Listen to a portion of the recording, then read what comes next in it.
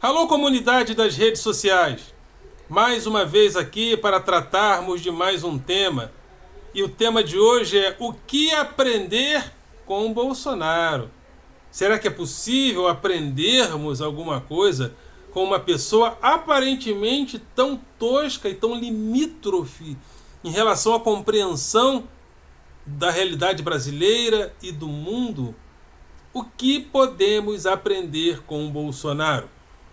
Mas antes de entrarmos no tema de hoje, gostaria de convidar você mais uma vez a se inscrever no nosso canal, a dar o seu like, a fazer o teu comentário e a compartilhar nosso material com outras pessoas. E ao se inscrever, acione o sininho para receber notificações de novos vídeos. Compartilhe, dê like e comente. Porque você participando e comentando, você vem com a gente e os nossos vídeos sobem, crescem e aparecem nas plataformas do YouTube. Estamos crescendo juntos. Já estamos nos aproximando de 3.000 inscritos. Cada vídeo chega a 1.500, passa de 2.000 visualizações. Já tem vídeo aí recente com 2.500 visualizações. Então, muito obrigado, estamos crescendo juntos. E se você der like sempre, comentar sempre e vier comigo, compartilhar, a gente vai crescer ainda mais e vamos crescer juntos. E não se esqueçam, todas as segundas-feiras eu comento o que vocês falam durante a semana. E esse canal tem dois objetivos, que é chamar e convidar a classe dos professores para que a gente possa entrar no debate público. Professores, entremos no debate público, vamos reverberar a voz do professor e inundar a sociedade com as nossas narrativas. Porque o professor sendo valorizado e tendo a sua narrativa colocada, ele traz também toda essa multidão que passa pela escola pública.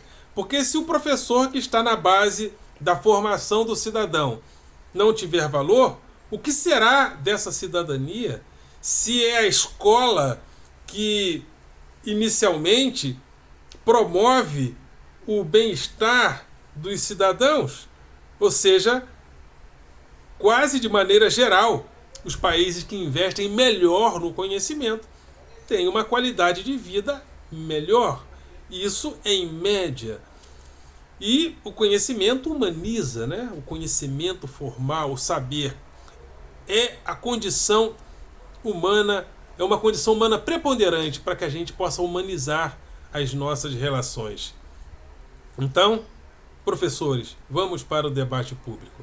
E esse canal também tem o objetivo de combater o pensamento binário nas redes sociais, o fla-flu, o nós e eles.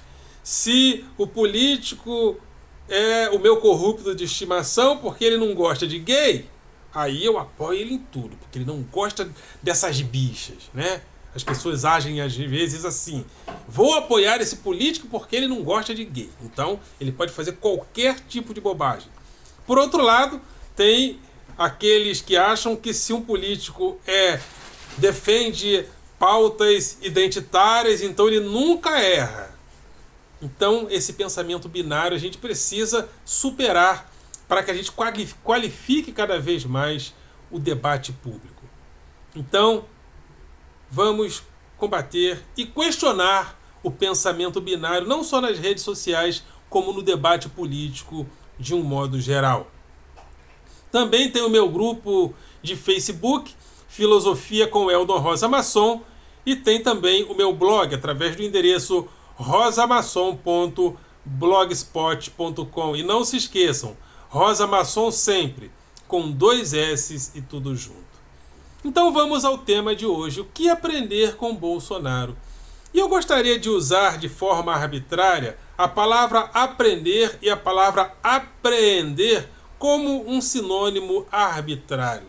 Vou usar arbitrariamente essas duas palavras como sinônimo, muito embora elas tenham o mesmo radical, elas não são sinônimos. Mas eu vou usar aqui as duas arbitrariamente como se fossem. Aprender tem um caráter mais pedagógico e positivo. Aprendemos com pessoas sábias que tem um conhecimento formal ou uma experiência de vida a acrescentar, pessoas de bom senso, pessoas que têm uma sabedoria, um conhecimento para transmitir. Porém, podemos aprender com pessoas que na realidade não são sábias, não têm experiência, são pessoas toscas, são pessoas limítrofes, e ao aprender delas, nós podemos aprender sobre o que não fazer, sobre como não agir. Um amigo uma vez, no segundo encontro com uma menina lindíssima, já pediu em casamento. A menina regalou um olho e foi embora. Ou seja, de uma situação dessa a gente pode o quê? Aprender com ele? Não. Aprender sobre o que não fazer, porque na maioria das vezes, se nós fizermos isso, a relação pode começar a minguar. Então, podemos aprender com a sabedoria e apreender do mau senso sobre o que não fazer ou como devemos agir quando uma pessoa não é sábia. E essa é uma das grandes dificuldades que nós temos de agirmos com Bolsonaro. Bolsonaro apareceu e nós temos dificuldade às vezes de como lidar com as grosserias dele e temos dificuldade de aprender dessa nossa relação com ele, de como nós podemos lidar com a sua estupidez. Isso tem sido para a gente muito difícil. Tem sido para a gente bastante difícil. O professor Paulo Giraldelli, inclusive, ele tem dito que Bolsonaro é o novo. Ele é algo novo. Não novo no sentido de ser uma vanguarda positiva, uma vanguarda revolucionária. Mas ele é o novo, uma vez que ele é, segundo o professor Paulo Giraldelli, o primeiro político que se elegeu para não governar. Ele não quer governar. Bolsonaro é preguiçoso, Bolsonaro não gosta de trabalho. Então ele se elegeu, essa é a narrativa do professor Paulo Giraldelli e de muitos outros. Marco Antônio Villa também faz essas colocações de que ele realmente não é muito afeito ao trabalho. O professor Marco Antônio Villa, inclusive, vive apresentando a agenda dele, uma agenda de quem, segundo, se aquela agenda que o professor Vilas apresenta é a real, realmente Bolsonaro não trabalha. Então, então Bolsonaro é esse novo que se elegeu para não governar, para não fazer nada. Então, segundo o professor Paulo Giraldelli, Bolsonaro não quer dar golpe e não quer impor ditadura. Por quê? Porque quando uma pessoa se torna ditadora, ela precisa governar. Aí ela precisa trabalhar. E Bolsonaro quer governar? Bolsonaro quer trabalhar? Segundo a narrativa do professor Paulo Giraldelli, não. E eu acho que esse é o melhor caminho, é um dos melhores caminhos para que nós possamos aprender de Bolsonaro o que ele é. Ele não quer ditadura, porque um ditador não pode colocar culpa no Congresso, não pode colocar culpa no Supremo. A responsabilidade cai nas costas deles. E Bolsonaro quer responsabilidade? Esse peso todo da responsabilidade? Não. Bolsonaro é um preguiçoso. E então por isso ele não quer ditadura. Não quer ditadura porque um ditador não pode colocar a responsabilidade nos outros. Mas por que ele faz isso? Por que ele apresenta essa estética do ditador, elogia 64, elogia o AI-5, o gado pede o AI-5? Porque essa é a narrativa que mantém o gado dele com ele. Os 25% de pessoas, de 25 a 30 pessoas, mas acho que hoje está ele próximo da casa dos 25, variando. Essas coisas é aquilo que o gado gosta. É aquilo que o gado gosta de ouvir. É aquilo que o eleitor dele, que o apoiador dele, mais fanático, quer ouvir, gosta de ouvir. Então Bolsonaro não quer impor uma ditadura, porque Bolsonaro é um vencedor na democracia. Ele sempre se elegeu pelo voto. Então Bolsonaro quer o fim de uma coisa que sempre o beneficiou. Mas o que Bolsonaro pretende? Bolsonaro pretende ruir as bases da República, das leis.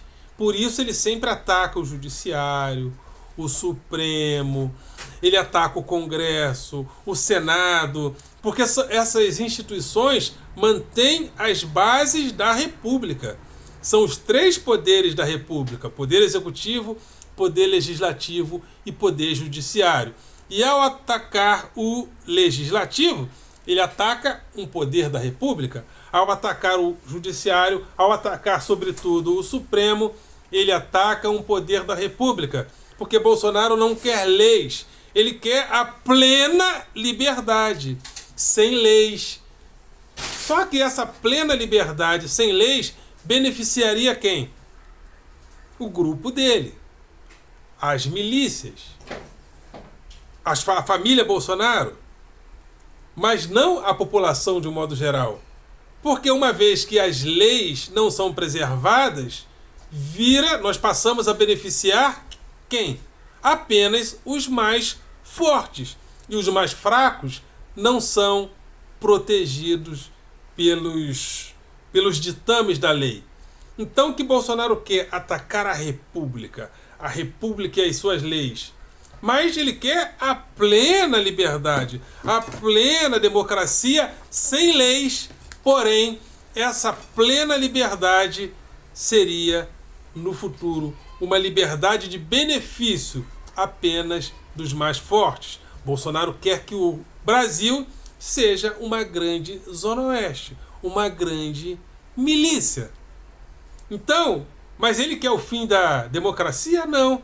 Até porque a democracia pode perfeitamente funcionar dentro dessa liberdade sem leis, com eleições a cada 4 anos e os mais fortes controlando essa liberdade democrática, capenga e sem lei. Então, Bolsonaro se apresenta assim, mas quando a gente vai lidar com ele, o que a gente faz? A gente faz a narrativa de Bolsonaro como se Bolsonaro fosse um político igual aos ditadores de 64, igual aos ditadores que colocaram o AI-5 dentro de uma conjuntura mundial que favorecia isso. Porém, no Brasil, isso não vai acontecer. Porém, isso alimenta o gado bolsonarista, que se alimenta dessas fantasias, que se alimenta dessas coisas. Então, o que podemos aprender de Bolsonaro? É aprender... precisamos aprender dele de como não agir. Ou seja, não podemos agir com ele como se Bolsonaro fosse uma repetição de 64, porque Bolsonaro não vai dar golpe nenhum, não tem influência nenhuma nas Forças Armadas para fazer isso, e além do mais, não tem capacidade de gestão para fazer isso. Se na pior das hipóteses isso acontecesse, ele seria, no mínimo, deposto, porque nenhum exército gostaria de ter um tosco daquele para governar em nome das Forças Armadas. Então, inclusive, ele seria um dos prejudicados com isso.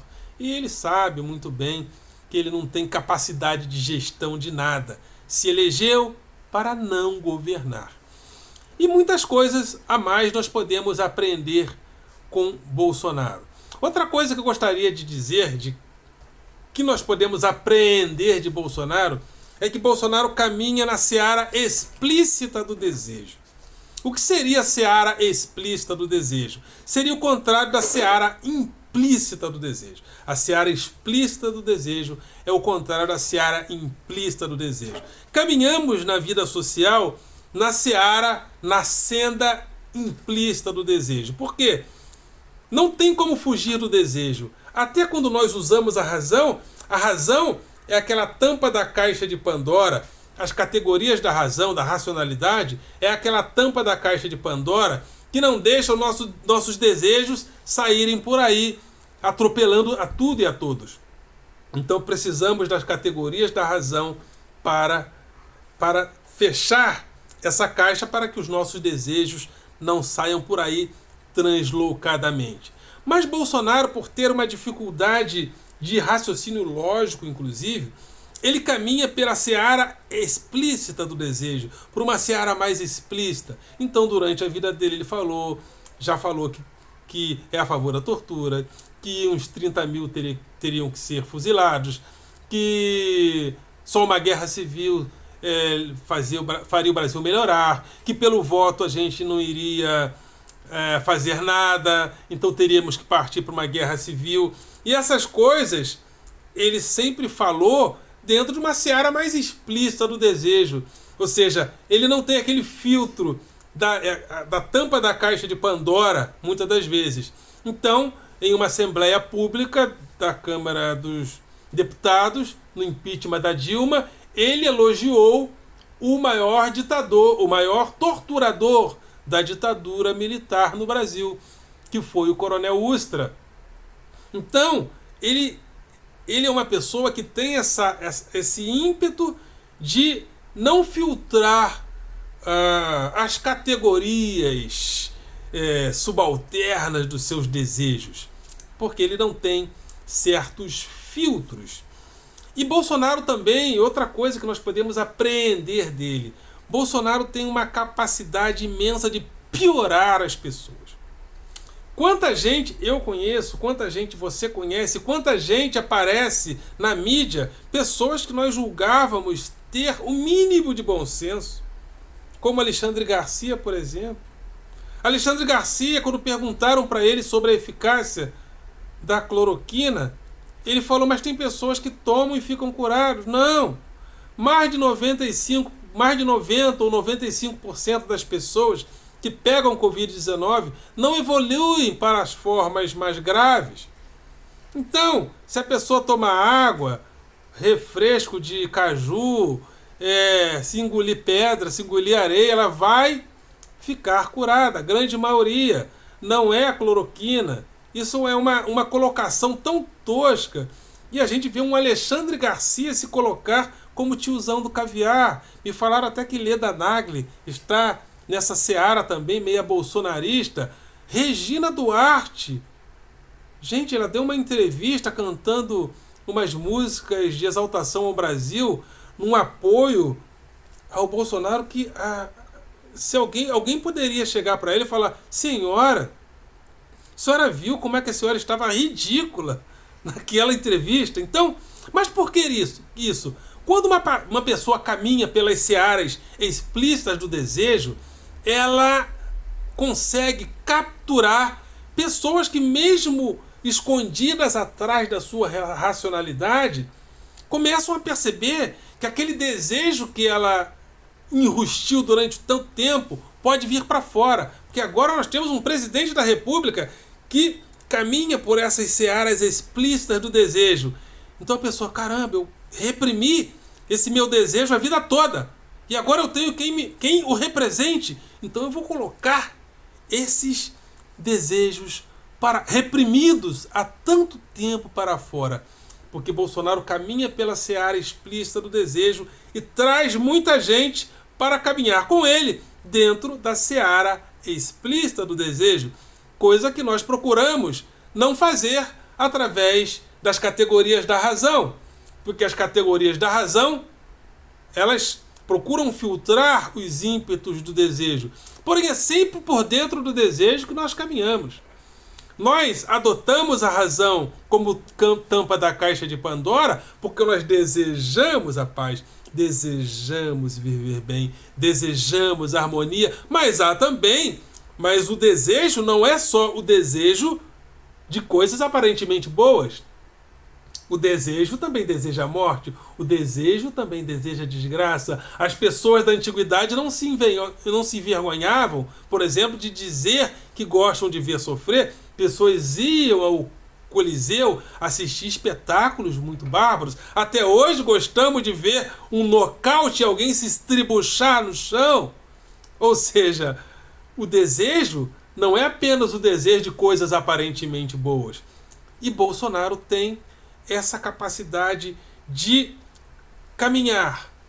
Ele tem essa tendência de caminhar pelas searas explícitas do desejo. E o desejo é tão forte que ele não consegue se conter. Às vezes ele fala uma coisa, há pouco tempo ele falou que iria na vacinação de uma pessoa, mas o desejo de ser anti-vacina, de ser anti-ciência, é maior que ele. E ele não aguenta, ele não se suporta e volta para a seara explícita do desejo, carreando o maior número de pessoas aparentemente insensatas do mundo. Então, é isso que acontece.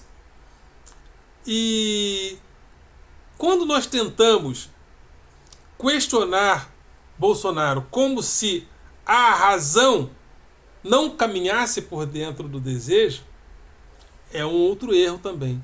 É sempre por dentro do desejo que temos que caminhar, mesmo dentro das categorias da razão. Porém, a razão tem essa capacidade de filtrar nossos ímpetos desejosos, nossas paixões. E outra coisa é que Bolsonaro, ele é como se fosse um Silvio Santos. Ele tem a capacidade de deixar as pessoas entretidas com as coisas.